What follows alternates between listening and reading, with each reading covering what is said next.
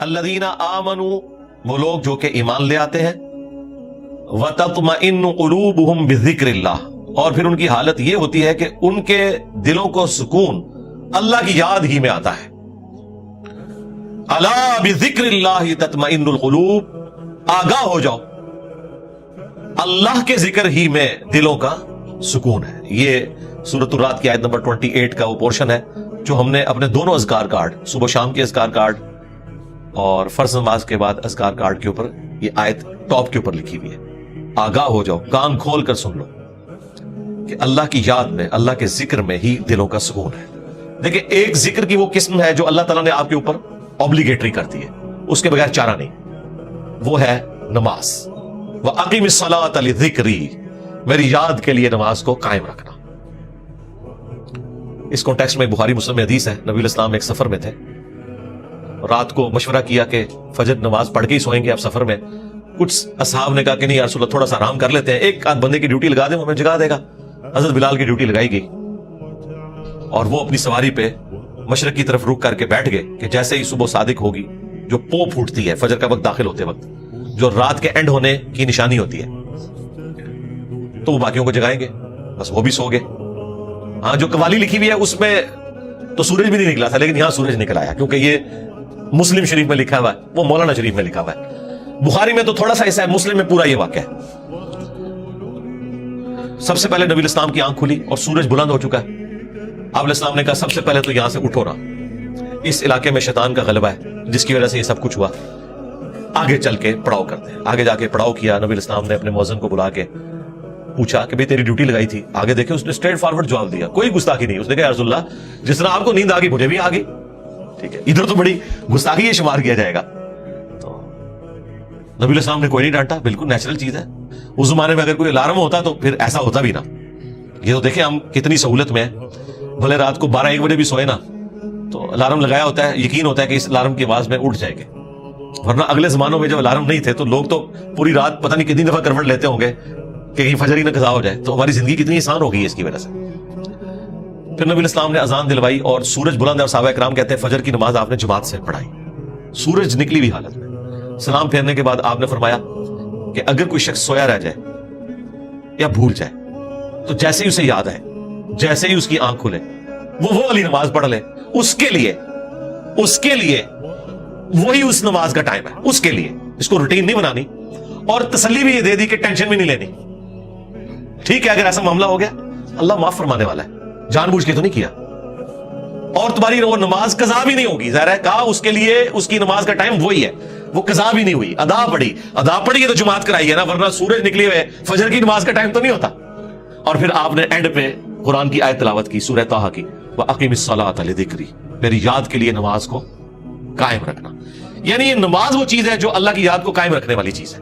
یہ 5 ٹائم اللہ نے اس لیے مقرر کیے ہیں کہ اگر کوئی شخص کچھ بھی نہ کر سکے ایٹ لیسٹ یہ 5 اوقات میں چاروں نہ چار میرے سامنے جھک جائے، اس کی حاضری لگ جائے گی. وہ یعنی جس طرح ایک بندہ فوجی پریڈ کرتا ہے، وہ چاہے بوجھل دل سے بھی کر رہا ہے، اس کی ڈیوٹی شمار ہو جائے گی. یہ نماز ڈیوٹی ہے.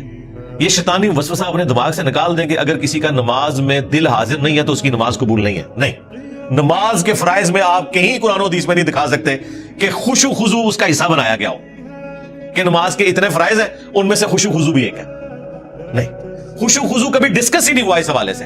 ترغیب کے لیے ضرور ہوا کہ اہل ایمان کی نشانی ہے کہ وہ توجہ سے نماز پڑھتے ہیں. یہ کہیں نہیں آیا کہ جو توجہ بڑھ جائے اس کی نماز نہیں ہوتی، یہ کبھی نہیں ہوا. یہ ٹاپک ڈسکس نہیں کیا گیا اسی وجہ سے کہ اللہ کو پتا تھا کہ دماغ سوچتا ہے، خاص حد تک انسان کنٹرول کر سکتا ہے. ہاں باقی ارکان کے اوپر بات ہوئی کہ ہر رکعت میں 1 رکوع اور 2 سجدے ہیں. اگر یہ والی غلطی ہو جائے تو اینڈ پہ سجدہ صاف کر لینا ہے. لیکن کہیں پہ خشوع خضوع نہیں ڈسکس ہوا کہ اگر کسی کو خیال آیا تو وہ نماز ہی دوبارہ پڑھے یا وہ اینڈ پہ سجدہ صاف کرے. یہ بات ڈسکس نہیں کی گئی اسی وجہ سے کہ اللہ کو پتا تھا کہ یہ ایک ڈیوٹی ہے جو انسان نے پوری کرنی ہے. اور اس دھاگے کے ساتھ انسان پھر بندہ رہتا ہے جب، تو یہ 5 اوقات میں جب اللہ کے سامنے آتا ہے نا تو پھر وہ اللہ تعالیٰ سے اپنا دامن چھڑا نہیں سکتا. باقی کی زندگی بھی اس کی پازیٹیو ہو جاتی ہے. جو اللہ تعالیٰ فرمایا کہ نماز بے حیائی اور برے کاموں سے روکتی ہے اگر کنٹینیوسلی انسان پورے پروٹوکول کے ساتھ نماز کو پڑھتا رہے. تو میری یاد کے لیے نماز کو قائم رکھنا، یہ حدیث بخاری میں بھی ہے اور مسلم کے اندر بھی. یہ کتنی ڈھارس بنانے والی چیز ہے تو یہ وہ ذکر کی فارم ہے جو اللہ تعالیٰ نے اوبلیگیٹری رکھ لی. اسی طریقے سے اپنے مال میں زکوٰۃ دینا، یہ بھی وہ فرض ذکر ہے اللہ کا جو آپ نے کرنا ہے. اللہ کی یاد، مال خرچ کریں گے تو جس کے لیے خرچ کر رہے ہیں اس کی یاد میں کر رہے ہیں، اور یہ پتہ ہے کہ اس نے پوچھنا ہے کہ نہ اگر زکوٰۃ دی تو تمہارے ساتھ یہ کیا جائے گا.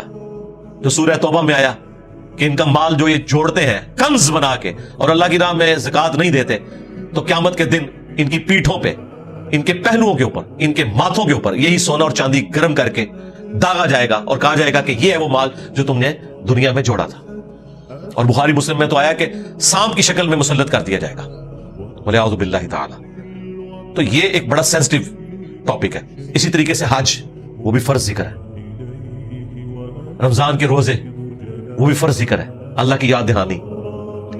لیکن نماز ایسی چیز ہے جو روزانہ 5 وقت رکھتی ہے.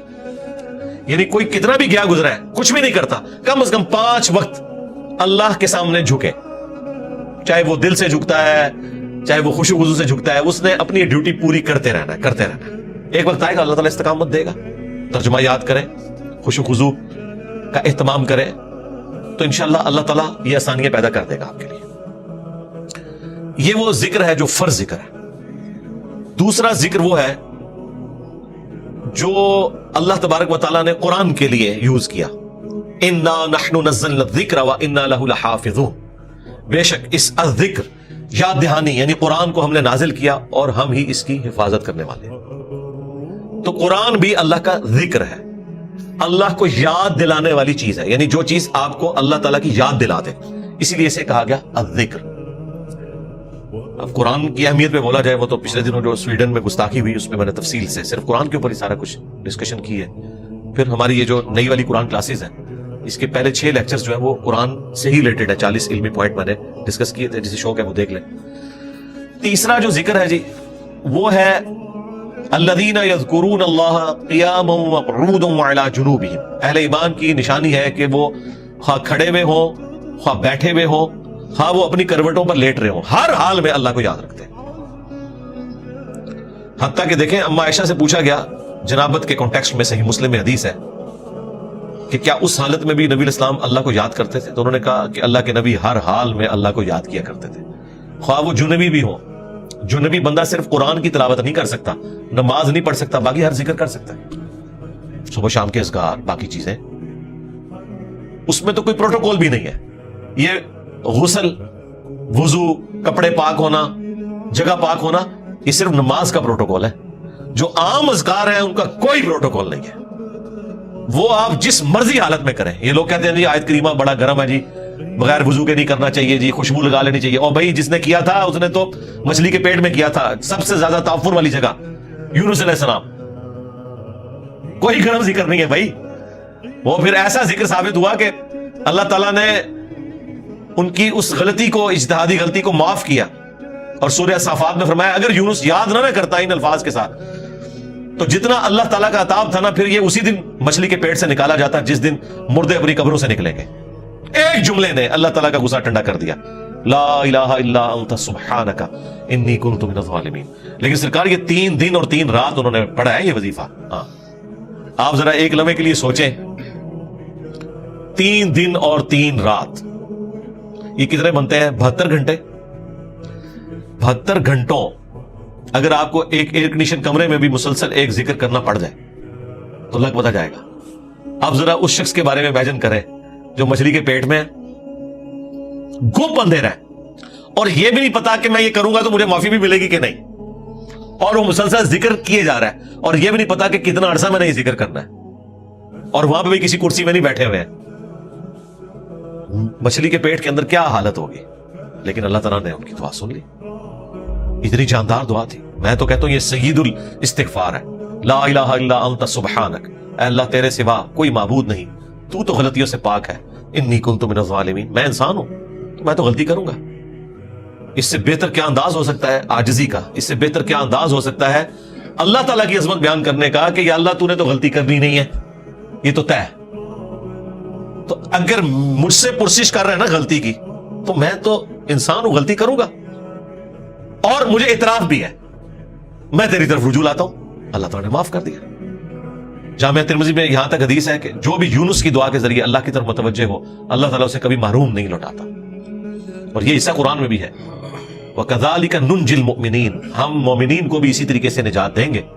جب یہ دعا آئی نا سورہ الانبیاء میں تو ساتھ یہ بھی ذکر آیا کہ انبیاء کی جو یہ دعائیں ہیں, خصوصاً یہ والی دعا یونس علیہ السلام کی, کوئی مومن بھی مانگے گا ہم اسے بھی نجات دیں گے. تو یہ جو دعائیں ہیں صبح شام کے اذکار ہیں, جس کے اوپر میں نے پورا بلو کارڈ لکھ دیا, اور فرض نماز کے بعد اذکار ہیں, گرین کارڈ لکھ دیا. یہ فرض نماز کے بعد اذکار, یہ صبح شام کے اذکار. تو ان اذکار میں وہ ساری دعائیں ہیں جو نبی علیہ السلام نے کی ہیں. یہ ہماری ویب سائٹ سے بھی ڈاؤن لوڈ کر سکتے ہیں آپ, اس کی ایپ بھی بنی ہوئی ہے, پی ڈی ایف فارم میں بھی ہے. تو یہ اذکار کریں, صبح شام کی دعائیں, اذکار, مختلف اوقات کی دعائیں, ٹوائلٹ میں جاتے وقت کی دعا, باہر نکلنے کی دعا, صبح اٹھتے وقت کی دعا, اور رات کو سونے سے پہلے دعائیں. یہ مختلف اوقات کی جو دعائیں ہیں یہ وہ ساری دعائیں ہیں جو آپ نے اٹھتے بیٹھتے چلتے پھرتے کرنی ہے. درود شریف بھی, درود شریف اللہ کی عبادت ہے کیونکہ یہ دعا ہے, اور دعا جتنی بھی ہے وہ اللہ سے کی جاتی ہے, اور ہر دعا عبادت ہے. اب دعا هو العبادہ, یہ حدیث ہے سنن نسائی کے اندر, ترمذی کے اندر, اور نبی علیہ السلام نے حدیث کے اوپر اکتفا نہیں کیا. اس کے بعد آپ نے آیت پڑھی, ادعونی استجب لکم, اے میرے بندو مجھ سے مانگو میں تمہاری دعا کو قبول کروں گا. ان الذین یستکبرون عن عبادتی, بے شک جو لوگ میری عبادت سے تکبر کریں گے, یعنی مجھ سے دعا کرنے میں کنجوسی اختیار کریں گے, میں انہیں ذلیل و خوار کر کے جہنم میں داخل کروں گا, والعیاذ باللہ تعالی.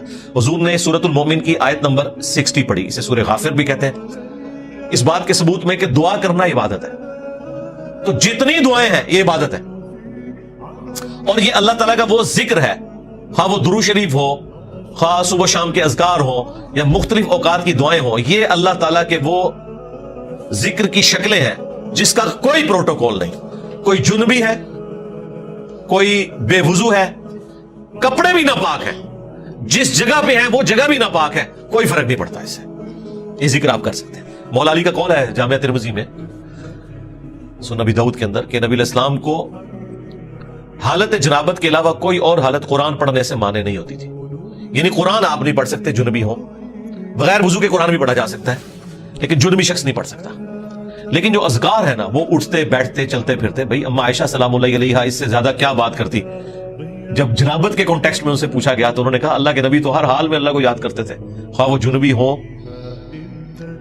یا نہ ہو, اور غسل جنابت فوراً کرنا کوئی ضروری بھی نہیں ہوتا, اللہ تعالیٰ نے چھوٹ دی ہوئی ہے, بس نماز قضا نہ ہو. نبی علیہ السلام کبھی غسل جنابت رات کو کر لیتے تھے اور کبھی آخری پیر اٹھ کے کرتے تھے. تو غسل جنابت ڈیلے بھی کوئی شخص کر سکتا ہے. فجر پڑھ کے اگر کسی کے اوپر غسل فرض ہو گیا تو وہ زور سے پہلے کسی بھی وقت غسل کر کے زور کی نماز, بس وہ قضا نہیں ہونی چاہیے. تو اس دوران بھی اللہ کو تو آپ نے یاد کرنا ہے. ایون ٹوائلٹ میں غسل کرنے جب جانا ہے تو اللہ ہی کو یاد کر کے جانا ہے نا. اللہم انی اعوذ بک من الخبث والخبائث, جو بخاری میں دعا ہے, اے اللہ میں شریر جنوں اور جنیوں سے تیری پناہ میں آتا ہوں. یہ دعا جو آپ مانگ کے ٹوائلٹ میں جاتے ہیں تو جنبی شخص نے بھی یہی دعا مانگ کے جانی ہے نا. باقی بھی جو مختلف اذکار ہیں وہ آپ نے لازمی کرنے ہیں, اس میں کوئی سستی والا پہلو نہیں ہونا چاہیے. ہاں قرآن پاک سے متعلق جو چیزیں وہ آپ نہ کریں. تو یہ ذکر کی 3 اقسام. نمبر 1 فاقم الصلاۃ لذکری, میری یاد کے لیے نماز کو قائم رکھنا, اور جتنے بھی فرائض ہیں خواہ وہ حج کی شکل میں ہو, زکوٰۃ کی شکل میں ہو, رمضان کے روزے ہوں, وہ سب کے سب اللہ کا ذکر ہے. رزق حلال کمانا بھی یہ بھی اللہ کا ذکر ہے. اللہ کے نیک بندوں کے واقعات جو قرآن و سنت میں رپورٹ ہوئے انہیں بیان کرنا بھی اللہ کا ذکر ہے. انبیاء کرام کے واقعات کو بیان کرنا بھی اللہ کا ذکر ہے. تو سب سے بڑا ذکر نماز, اس کے بعد قرآن. قرآن تو بلکہ اپنے سٹیٹس میں دیکھا جائے تو وہ سب سے بڑا اللہ کا ذکر ہے, اللہ کی یاد دہانی والی چیز. لہذا قرآن کی تلاوت, قرآن کے احکامات کی پیروی کرنا, یہ سب کچھ اللہ کا ذکر ہے. اور تیسرے نمبر کے اوپر صبح شام کے اذکار, مختلف اوقات کی دعائیں, درود شریف, یہ بھی اللہ تعالیٰ کا ذکر ہے. تو یہ 3 ہی اقسام ہے ذکر کی جن کے اوپر ہمیشگی انسان کو کرنی چاہیے. اور کچھ چیزیں تو اللہ تعالیٰ نے فرض کے طور پہ کر دی ہیں جیسے نماز ہے اور باقی فرائض ہیں, اس کے بغیر آپ کا چھٹکارا نہیں ہے. بخاری اور مسلم دونوں میں حدیث ہے کہ اللہ کا ذکر کرنے والا زندہ کی مثل ہے اور ذکر نہ کرنے والا مردہ کی مثل ہے. یعنی وہ زندہ لاش ہے جو اللہ کا ذکر نہیں کرتا. جامعہ ترمذی میں حدیث ہے, ایک صحابی حاضر ہوئے, یا رسول اللہ مجھے کوئی ایسی نصیحت کریں کہ اس کے بعد مجھے کسی چیز کی ضرورت نہ رہے. نبی علیہ السلام نے کہا کہ تیری زبان ہر وقت اللہ کے ذکر سے تر رہے, بس یہ نصیحت یعنی صرف نماز کی حد تک نہیں، عام حالت میں۔ اچھا، ذکر کے لیے زبان لانا بھی ضروری نہیں ہے، دل میں بھی ذکر ہو سکتا ہے۔ اللہ کو یاد کرنا بھی ذکر ہے، غور و تفکر کرنا بھی ذکر ہے۔ اصل چیز ہے گاڈ اورینٹڈ ہو۔ بخاری مسلم میں حدیث ہے، جب تم نماز پڑھ کے اسی جگہ پہ بیٹھے رہتے ہو نا جہاں پہ نماز پڑھی تھی، اسی مصلی کے اوپر، جب تک وضو نہیں ٹوٹتا نا، کچھ ذکر نہ بھی کرو، تب بھی فرشتے دعائے رحمت تمہارے لیے کرتے رہتے ہیں۔ حتیٰ کہ بخاری مسلم میں ہے کہ جو شخص نماز کے انتظار میں ہے نا، اللہ تعالیٰ اسے بھی نماز کے اندر ہی شمار کر لیتا ہے۔ دیکھیں اللہ تعالیٰ کی رحمت ہے، یعنی یہ تو ایک نہ ختم ہونے والا سلسلہ ہے۔ بخاری مسلم دونوں میں حدیث ہے، میں اپنے بندے کے گمان کے قریب ہوں جیسا کہ میرے بارے میں گمان کرے۔ جب وہ مجھے دل میں یاد کرتا ہے میں اسے دل میں یاد کرتا ہوں، جب وہ مجھے کسی مجلس میں یاد کرتا ہے نا تو میں اسے بہتر مجلس میں اسے یاد کرتا ہوں، جب وہ میری طرف ایک بالش بڑھتا ہے میں اس کی طرف ایک ہاتھ بڑھتا ہوں، جب وہ میری طرف چل کے آتا ہے میں اس کی طرف دوڑ کر آتا ہوں۔ تو یہ حدیث قدسی ہے بخاری مسلم دونوں میں، اور اسپیسیفکلی یہ قرآن حکیم کی درس و تدریس کے حوالے سے ذکر ہوا تھا کہ ایسی مجلس میں فرشتے حاضر ہوتے ہیں، اور جب اللہ کے پاس جاتے ہیں، حالانکہ اللہ جانتا ہے، پھر بھی پوچھتا ہے کہ میرے بندوں کے پاس گئے تھے کس حالت میں پایا، وہ بتاتے ہیں یہ حالت تھی۔ پھر اللہ تعالیٰ پوچھتے ہیں مجھ سے کیا مانگ رہے تھے، فرشتے بتاتے ہیں کہ بندے جنت مانگ رہے تھے۔ اللہ تعالیٰ پوچھتا ہے کیا جنت دیکھی انہوں نے، کہتے ہیں نہیں، اگر دیکھ لیتے تو اس سے بھی زیادہ مانگتے۔ اور کیا کہتے تھے، جہنم سے آزادی مانگ رہے تھے، کیا جہنم دیکھی میرے بندوں نے، نہیں، اگر دیکھ لیتے اس سے بھی زیادہ شدوما سے مانگتے۔ اللہ تعالیٰ فرماتا ہے تم گواہ ہو جو میں نے سب کو معاف کر دیا۔ اچھا، وہ فرشتے کہتے ہیں یا اللہ ایک بندہ ایسا تھا جو ویسے ہی وہاں پہ آ گیا تھا، اس کی نیت نہیں تھی لیکن وہ ان کی مجلس میں بیٹھا تھا۔ اللہ تعالیٰ فرماتا ہے کہ یہ لوگ ہی ایسے ہیں کہ جو ان کی مجلس میں بھی بیٹھ جائے نا ان کو بھی میں نے بخش دیا۔